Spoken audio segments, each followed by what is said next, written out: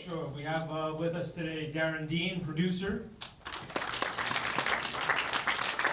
My wonderful co-writer and lead actress, Zora Howard. And our wonderful actress, Alexis Marie Wint.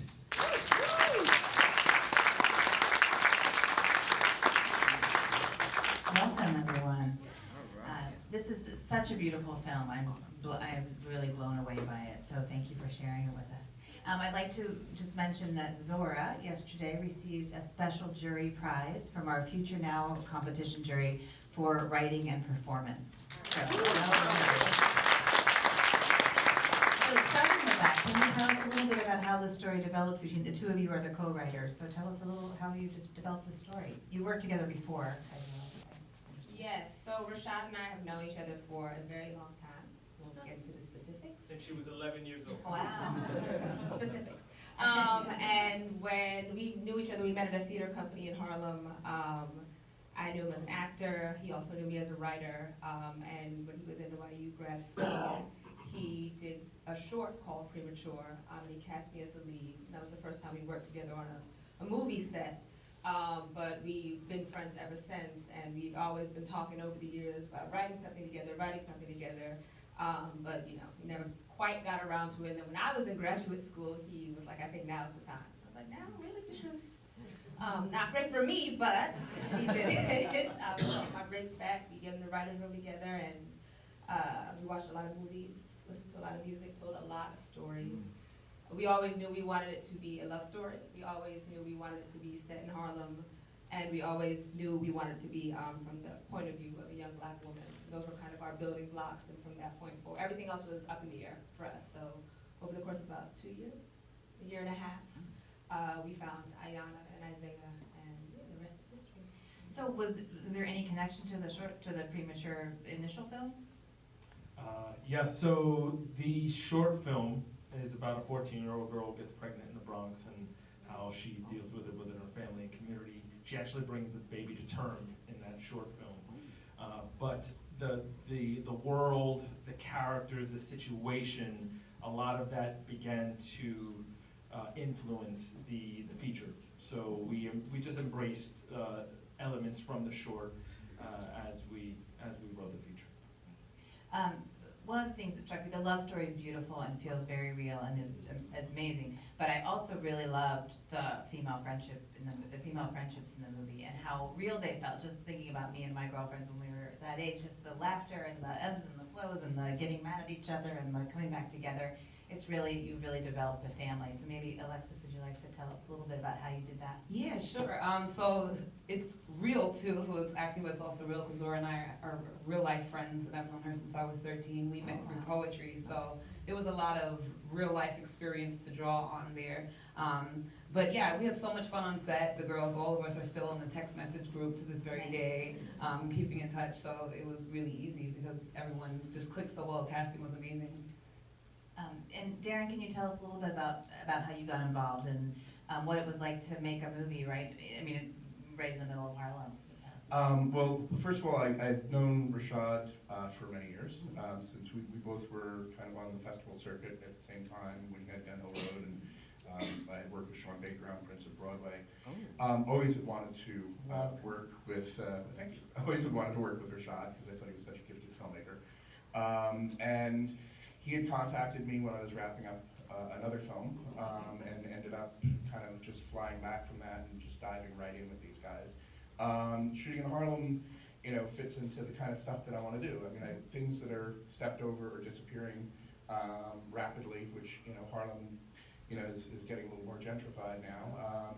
Seemed an appropriate thing for me to attach myself to. So, one thing I will say, as Harlem-centric as the film is, there is one location that was not in Harlem because we lost our sound studio, and at the last minute, literally, I guess less than 12 hours before we actually had to shoot, we found a studio, and it was Sound to Sound right here in Montclair. Oh, I didn't know that connection. Wonderful. There's one conversation in the film that I wanted to talk about and get your feelings on, when they're having the debate about whether films or art should be timely or timeless, and how that I loved that debate, and is that something that you guys talked about? Because this story feels very of the moment, but also it resonates. It could be any decade, really, in a lot of ways. Yeah, first, before I answer, I just wanted to say, Darren's other film, Infiltrators, The Infiltrators, Yes. is also here in the festival.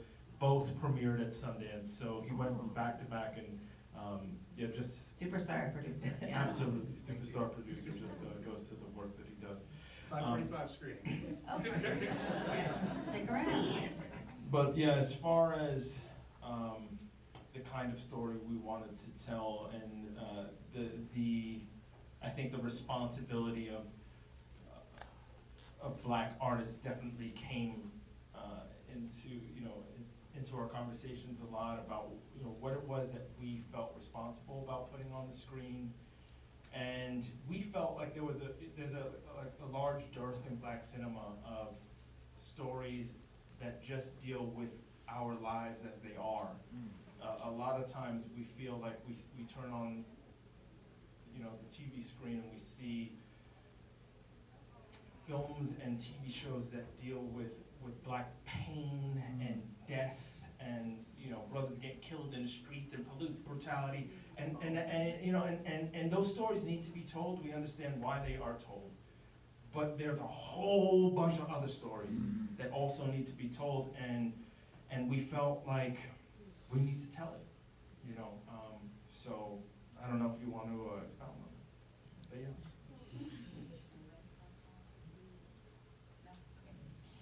Can we jump to the audience? Do you guys have any questions for our group here? Yes, right here on that. Can you elaborate on what you wanted to do with the filmmaking? Because I love 16 millimeter. I thought it worked well for this. So can you tell me about that choice of film? Absolutely, yeah. While we were watching films during the writing process, a lot of the films that we fell in love with were shot either on 16 or 35, but a lot were shot on 16.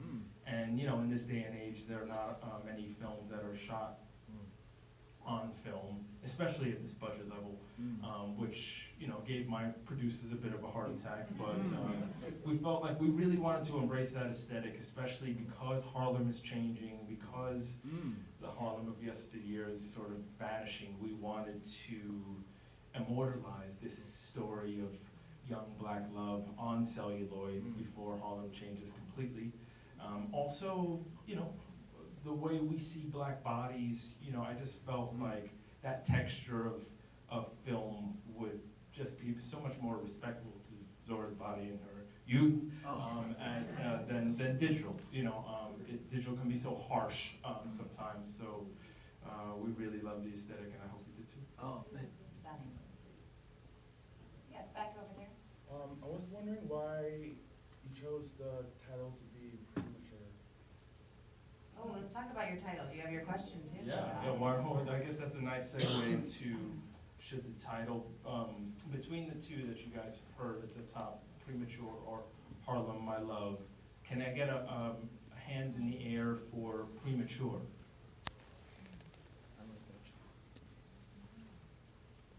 Okay. And can we get hands in the air for Harlem, My Love? I think Premature might have won that. I think it should be Yanni.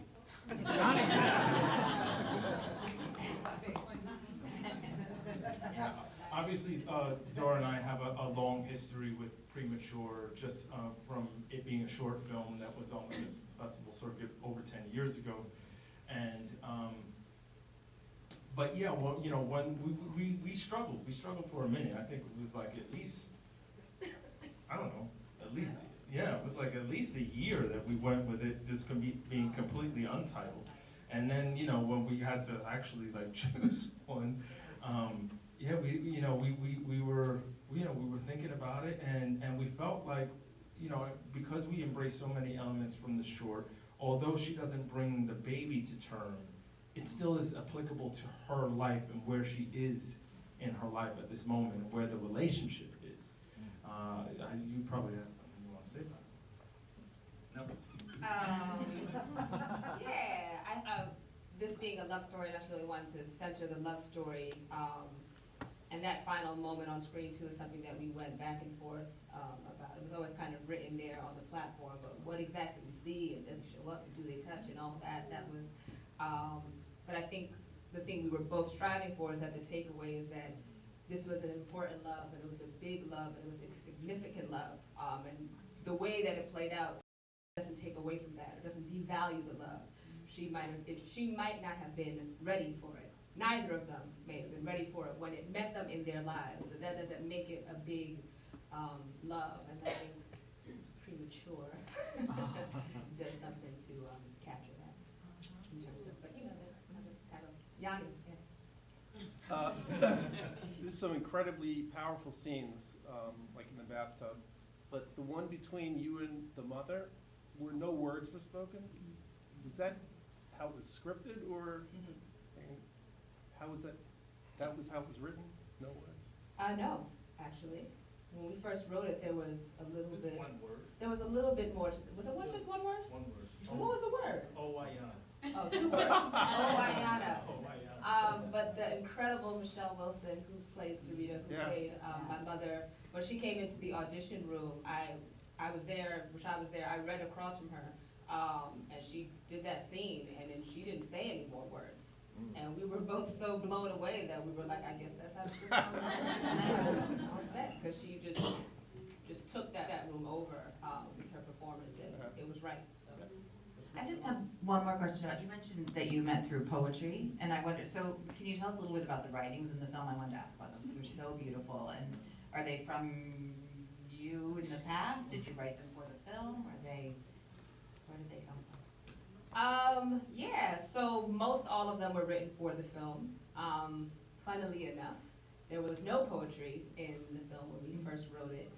I was very resistant, and sometimes this is, I think, the benefit of having a co-writer. Very resistant to having poetry, just because I'd never seen it done in a way that I really, that really resonated with me. I thought it was sometimes corny. And when we got to that scene when Ayana read Isaiah her poetry for the first time when we were on set, Rashaad was like, just read a poem. And I was like, okay, Rashaad. He's like, you maybe it's not gonna end up in the film, but we maybe see her mouth moving. All right, Rashaad, it's not gonna end up in the film. It's like, nah. And I see the first cut and the whole poem's in the film. And also shout out to Justin Chan, our editor, who I think was the one that played around with that first, presented it, and it worked so well. It was very hard to deny that it just worked.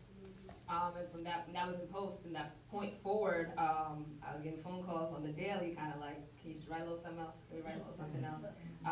And when we were starting to screen it and bring people in for feedback, people were really responding to it. So I think it was another one of those things, like the parallels between the short and the feature, that when they happened naturally in the process, we didn't resist them. We leaned into them and embraced them, and now I can't imagine the film without poetry. And I agree, it can so often be corny, and this was not at all. It just flowed so beautifully. Thank So, you. I think we have time for a couple more questions. Yes. I just wanted to say, so we brought our 2 teenagers to the film, and I was a little on the fence, and tried to warn them, like, there might be some makeout scenes in this movie. But it was really nice to see a coming-of-age movie that was so poetic, romantic, and it wasn't like the cheesy coming-of-age movies you see, like high school movies. Thank you. Happy Mother's Day. Was there a question behind? Yes. Go ahead. I was really taken with your description of it being a love story. I actually saw so much empowerment of many women in many different roles throughout the story. What it means to be a mother, what it means to be a partner, what it means to be a friend. That it had so many stories that were embedded in it. That the love story to me almost felt like the vehicle where it was really the coming, not coming of age, but becoming as self-actualized as one could possibly be. And I thought you told it beautifully. I think to just briefly respond to that yes, we kind of started with the idea of a love story between a young man and a young woman, but It is also a love story between girlfriends. It's a young woman learning how to love herself. It's a love between mothers and daughters, which is, kind of trying to flip it a little bit in the way that we think of a traditional love story between a man and a woman, that in that space there's so much love, and in that neighborhood there's so much love, and it's what we love about Harlem and what we wanted to bring to life on screen. So hopefully you feel all wrapped up in love, because that was the intention. And then in a way, in this, the sound room, where the whole question of the power of music and how it encompasses the capacity to take advantage of all that life has to give through love is also magnificent. Thank you. I think we'll end it there, but would please be on the lookout for either Premature or Harlem, My Love in the future. I bet if they follow you on social media right now, then they will learn of any changes, yeah? Yes, and we are across platforms at Premature Film, Instagram, Twitter, and Facebook, and we also have prematurefilm.com. So please follow us, tell your friends, tell everyone. And stay tuned to, and Montclair social media will tell you what happens with the film too. So thank you so much for coming, and thank you for coming to the Montclair Film Festival. And thank you for coming. Thank you.